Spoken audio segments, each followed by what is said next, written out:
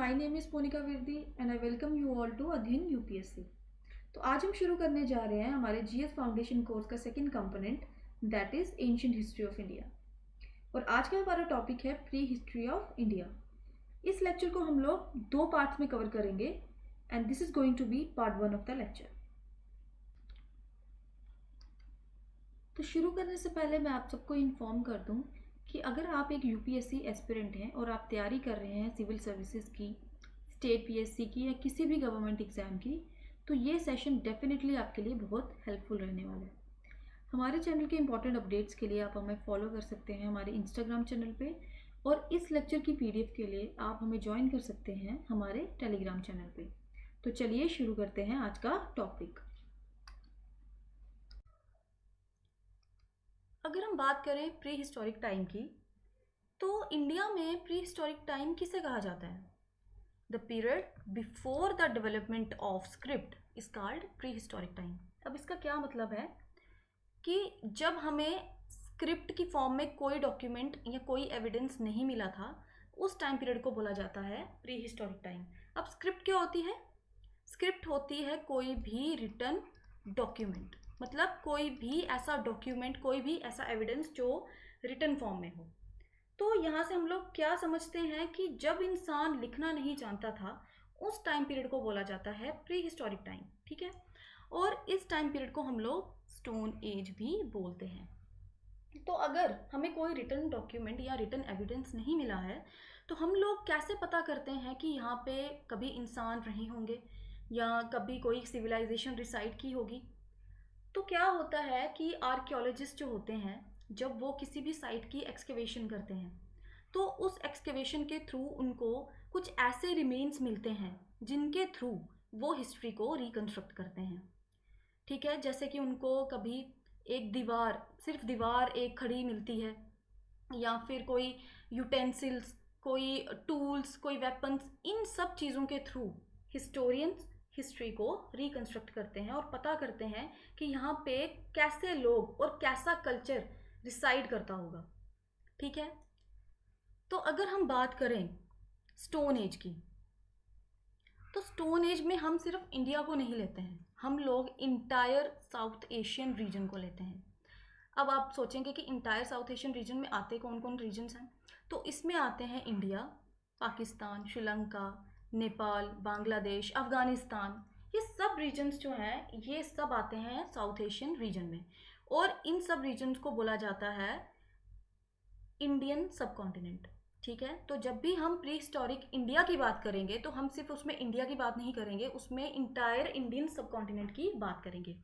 तो इसको क्लैरिफाई करने के लिए मैंने यहाँ पे एक मैप अटैच किया है, और इस मैप में आप देखोगे कि यहाँ पे कोई भी बाउंड्री नहीं है नेशंस के बीच में।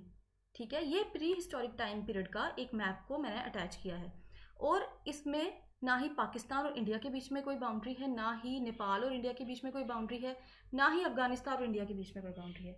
तो इस सारे एरिया को कंसिडर किया जाता था इंडियन सब कॉन्टिनेंट। ठीक है, अब हम देखेंगे कि ह्यूमंस कहाँ से ओरिजिनेट हुए थे। तो most acceptable theory regarding the origination of humans ये बोलती है कि ह्यूमंस अफ्रीका से ओरिजिनेट हुए थे, वहाँ से वो इवॉल्व हुए and then they later migrated to different parts of the world. ठीक है, अब यहाँ पे आप मैप में देख सकते हैं कि जो ह्यूमंस हैं वो अफ्रीका में इवॉल्व हुए और फिर वो different parts of the world में माइग्रेट कर गए। ठीक है, और अर्लीस्ट ह्यूमन एंसेस्टर स्पीशीज थी जो अफ्रीका से माइग्रेट की थी, वो थी होमो इरेक्टस। ठीक है, तो होमो इरेक्टस जो है ये एक जोलॉजिकल नेम है, जिसमें होमो का क्या मीनिंग होता है? होमो मीन्स वाइज मैन। ठीक है, तो होमो वर्ड हम लोग ह्यूमंस के लिए यूज करते हैं। ठीक है, जैसे कि मॉडर्न मैन का क्या नाम है? होमो सेपियंस। ठीक है, अब पहले ये कहा जाता था कि जो प्री हिस्टोरिक टाइम है वो लगभग 1 मिलियन ईयर्स यानी कि 10 लाख साल पुराना है। लेकिन रीसेंट इन्वेस्टिगेशंस के थ्रू ये पता चला है कि जो हमारा प्री हिस्टोरिक टाइम है वो और पुराना हो सकता है, यानी कि कम से कम भी वो 10 से 20 लाख साल पुराना है, यानी कि between 2 million and 1 million years ago. हमने पहले पढ़ा कि जो प्री हिस्टोरिक टाइम है उसे हम स्टोन एज भी बोलते हैं। तो स्टोन एज को फर्दर कैटेगराइज किया गया है into palaeolithic age, mesolithic age and neolithic age. ठीक है, और पैलियोलिथिक एज को फर्दर कैटेगराइज किया गया है into lower palaeolithic, middle palaeolithic and upper palaeolithic. ठीक है,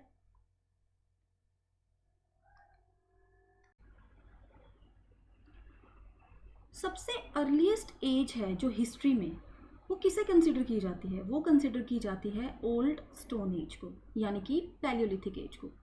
हमने पिछले चार्ट में देखा कि पैलियोलिथिक एज को हम लोग फर्दर कैटेगराइज करते हैं into lower, middle and upper Palaeolithic culture. Palaeolithic culture के बाद जो टाइम पीरियड आया वो था मीजोलिथिक, एंड देन उसके बाद जो टाइम पीरियड आया उसे कहा जाता है नियोलिथिक एज। और नियोलिथिक एज वो टाइम पीरियड था जब ह्यूमन एंसेस्टर्स एनिमल और प्लांट डोमेस्टिकेशन करके फूड प्रोडक्शन करते थे। This is a very important point from examination point of view.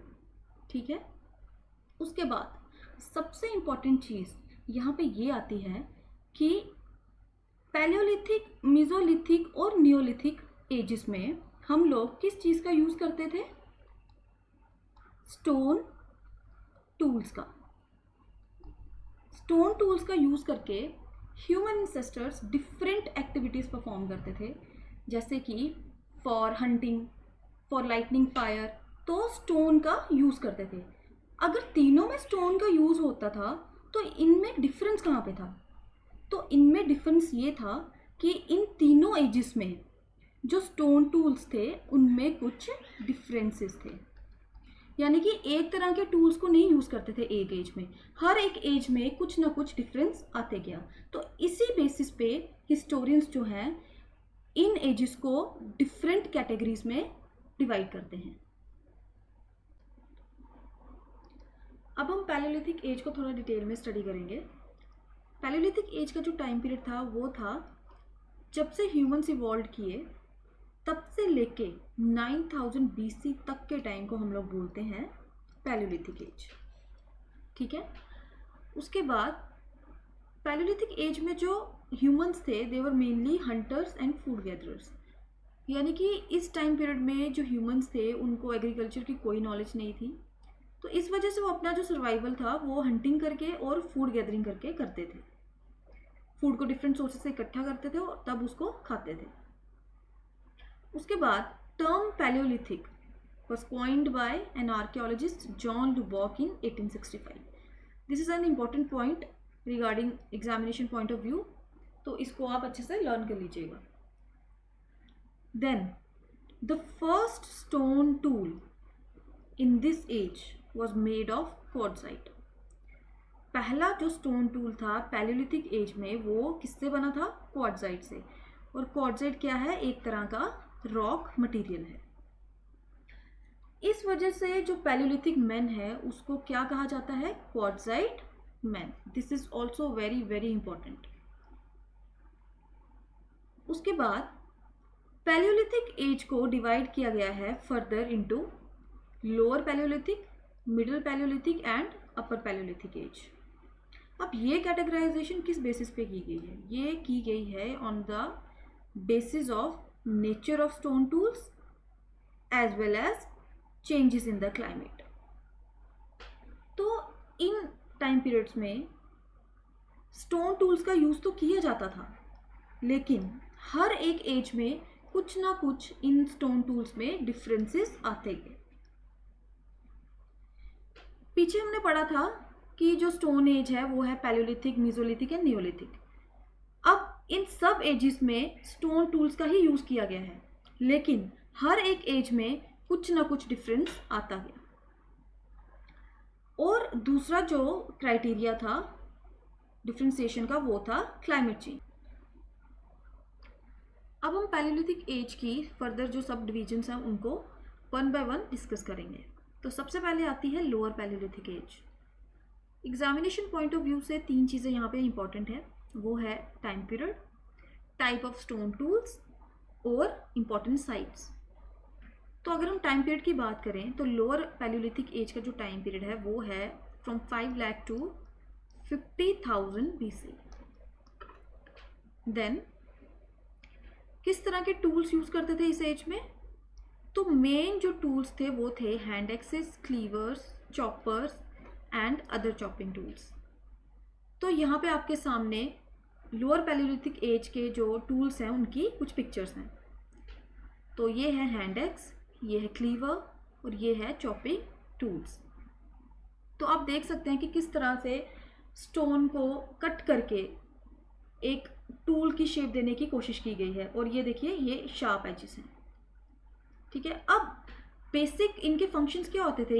ये जो टूल्स हैं इनके क्या बेसिक फंक्शंस होते थे?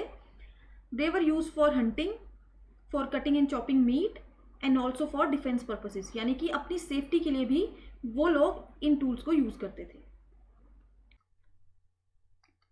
राइट हैंड साइड पे एक चार्ट है जिसमें कुछ इंपॉर्टेंट साइट्स हैं और इन साइट से हमें लोअर पैलियोलिथिक एज के कुछ एविडेंसेस मिले थे।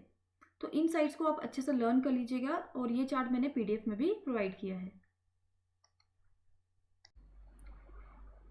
अब हम मिडिल पैलियोलिथिक एज के बारे में पढ़ेंगे। तो इसमें भी अगेन 3 चीज़ें इंपॉर्टेंट है, time period, types of tools और इम्पॉर्टेंट साइट्स। तो अगर टाइम पीरियड की बात की जाए तो अब इसका टाइम पीरियड है 50,000 BC टू 40,000 BC। और जो टूल्स मेनली वो यूज़ करते थे वो थे ब्लेड्स, पॉइंट्स एंड बोरर्स। तो ये कुछ इमेजेस हैं, तो देखिए किस तरह से शेप्स में फ़र्क आ गया है। अब जो टूल्स हैं उनकी शेप जो है वो लोअर पैलियोलिथिक एज से डिफरेंट है। और ये अगेन एक चार्ट है जिसमें कि इंपॉर्टेंट साइट्स प्रोवाइड की गई हैं, तो आप इन साइट्स को अच्छे से लर्न कर लीजिएगा। Now will study about the upper palaeolithic age. तो what is the time period? तो इसका टाइम पीरियड है फ्रॉम 40,000 टू 10,000 BC। देन तो मेन जो टूल्स यूज़ करते थे अब वो थे ब्यूरिन्स और स्क्रैपर्स। तो ये हैं उनकी इमेजेस। और सबसे इम्पॉर्टेंट पॉइंट इस एज का क्या था? वो था appearance of modern man, that is homo sapiens. ये बहुत ही इम्पॉर्टेंट पॉइंट है इस एज का, ठीक है। देन हालांकि यहाँ पे इस एज में डोमेस्टिकेशन ऑफ एनिमल्स के कुछ ज़्यादा एविडेंसेस नहीं मिले हैं, लेकिन फिर भी बेलन वैली है मिर्ज़ापुर यूपी में, वहाँ पे हमें कुछ एनिमल्स के रिमेन्स मिले हैं जैसे कि गोट्स, शीप और कैटल के। तो यहाँ से ये पॉसिबिलिटी होती है कि उस टाइम पे डोमेस्टिकेशन ऑफ एनिमल्स में भी प्रैक्टिस की जाती होगी।